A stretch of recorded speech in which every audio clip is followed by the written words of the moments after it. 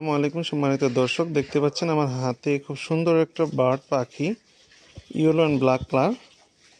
এই পাখিটা দেখতে অনেক চমৎকার, যার বর্ণনা আমি ভিডিওতে ব্যক্ত করে শেষ করতে পারবো না।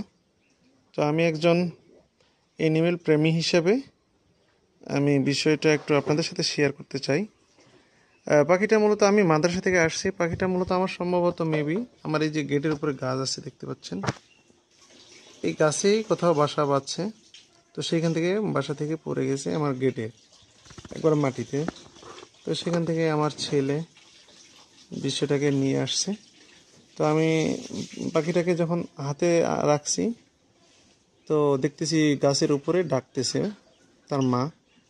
তো এত সুন্দর বাচ্চা কাছ থেকে না দেখলে আসলে এর সৌন্দর্যটা, আল্লাহ তাআলা আসলে কত সুন্দর।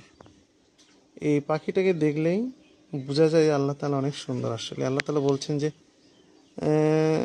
ওনার সৃষ্টি নিয়ে চিন্তা করতে। আসলে এই পাখিটা যদি চিন্তা করি, দেখেন কত সুন্দর, কত শান্ত।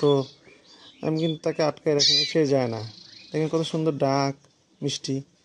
আমি একজন অ্যানিমেল লাভার। দেখেন ওই যে আমার এর ওই পাশে দেখেন আমার দুইটা কবুতর আছে। আমি এই দুইটা কবুতরকেও লালন করি। আরও আমার অনেক আছে আলহামদুলিল্লাহ, আমি এগুলোকে ভালোবাসি। তো পাখিটা আপনাদের কাছে কেমন লাগতেছে বা লাগছে একটু জানাবেন ইনশাল্লাহ, অবশ্যই। আর এই পাখিটা এখন তো তার বাসায় রেখে আসা সম্ভব না। আমি চাচ্ছি যে আমার এই গেটের উপরে রাখবো। তো এই ওর মা আছে হয়তো কোথাও এখানে, তাকে নেওয়ার জন্য অপেক্ষা করতেছে। তো আপনারা দেখছেন আমার হাতে একটা বার্ড পাখিটার কালার ইয়েলো অ্যান্ড ব্ল্যাক। পাখিটা দেখতে অনেক চমৎকার। তো পাখিটা যদি কেউ কাছ থেকে না দেখেন, তার সৌন্দর্যতা, তার গ্রেট লুকিংটা অনুধাবন করা কমতি রয়ে যাবে। এই যে দেখছেন গেটের উপরে সবুজ জাম্বুরা এবং আম গাছ। এখানে হয়তো বা এই পাখিটার বাসা।